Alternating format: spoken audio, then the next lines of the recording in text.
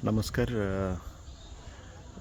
गोटे कथा बुझीपारुनी माने सबु देश किंबा सबु सरकार समस्ते प्रमोट करुछंती इलेक्ट्रिक व्हीकल उपरे।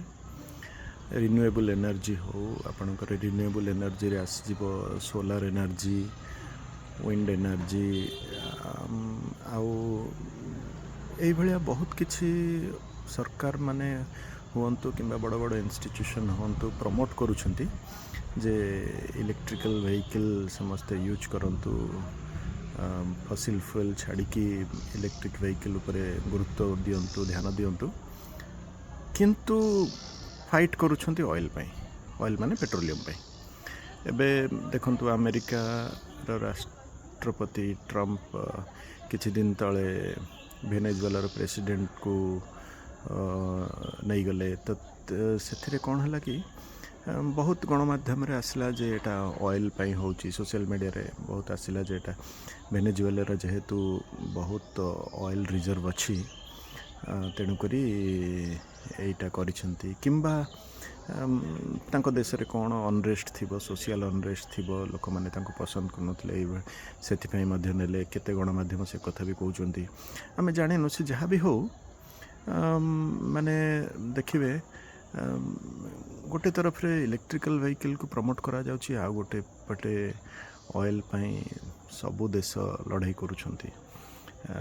ऑयल रो केते एबे जो जेबेठू आपनकर रशिया यूक्रेन हला से ऑयल रशिया ठू ऑयल किनिले अमेरिका टैरिफ लगेला, जे किनिबो जे रशिया ठू किनिबो ता उपरे एते परसेंटेज टैरिफ लगा हबो।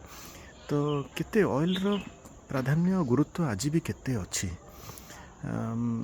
केते भाषण प्रवचन दौछंती जे कार्बन फुटप्रिंट कौन, कार्बन क्रेडिट कौन कौन सब कहउचंती जे कार्बन न्यूट्रल बाय एतिकी 2050 2060 सुडा सब देश कौन कौन सब करिवे, किंतु एबे भी ऑयल पे फाइट करुछंती।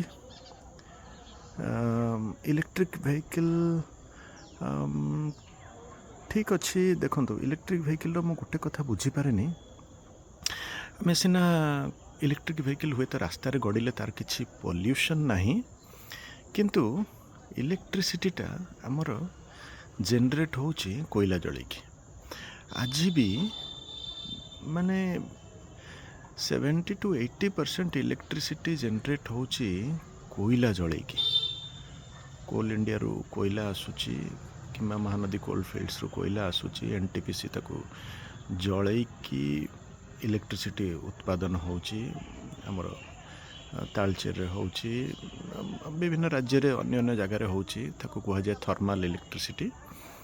अच्छा, जिते बड़े गोटे आपण राति रे इलेक्ट्रिक व्हीकल ईवी स्कूटर हो, ईवी कार हो, जिते बड़े आपण चार्ज करूछंती सेटा इलेक्ट्रिसिटी कंजम्पशन बढ़िला।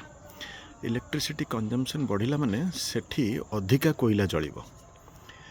माने ईवी पूर्वर जी कोयला जलुला एबे बेसी कोयला जलिबो, कारण ईवी रो इलेक्ट्रिसिटी कंजम्पशन अच्छी बहुत अधिका अच्छी। तेणुकरी माने माने फायदा कौन मु किसी बेसी बुझी पारुनी।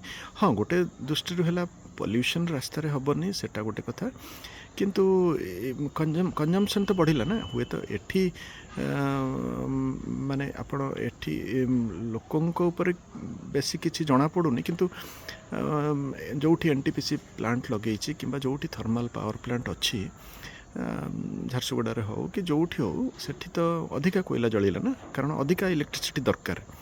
इलेक्ट्रिसिटी डिमांड बढ़िला कारण ईवीटा चार्ज हबो, टू व्हीलर फोर व्हीलरटा चार्ज हबो, तो डिमांड बढ़िला तो अधिका कोयला जलिबो। सेठी जेतिकी जलुथला आगु एबे अधिका जलिबो। बहुत जगह इवेन आपणकर पेट्रोलियम प्रोडक्ट जलिकी भी इलेक्ट्रिसिटी उत्पादन हुए, आउ न्यूक्लियर एनर्जी रू भी हुए, किंतु माने समस्ते कहउचंती जे ईवी रो फायदा बहुत अच्छी।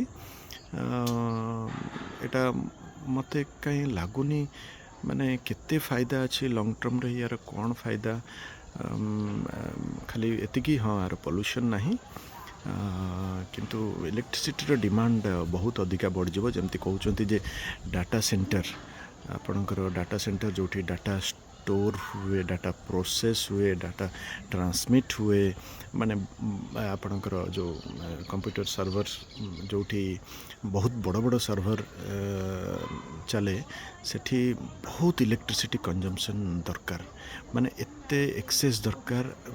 ସେଇଟା ମାନେ ଡାଟା ସେଣ୍ଟରକୁ मेजर कराए मेगावाट किंबा गीगावाट्रे, माने केते इलेक्ट्रिसिटी कंजम्पशन अच्छी से अनुजाई मेजर कराए। गोटे डाटा सेंटर को कह जाए यहाँ 20 मेगावाट्र डाटा सेंटर किंबा यहाँ 50 मेगावाट्र डाटा सेंटर किंबा यहाँ 1 गीगावाट्र डाटा सेंटर ये कह जाए। डाटा सेंटर मेजरटा ये तो एतिकी इलेक्ट्रिसिटी कंजम्पशन अच्छी।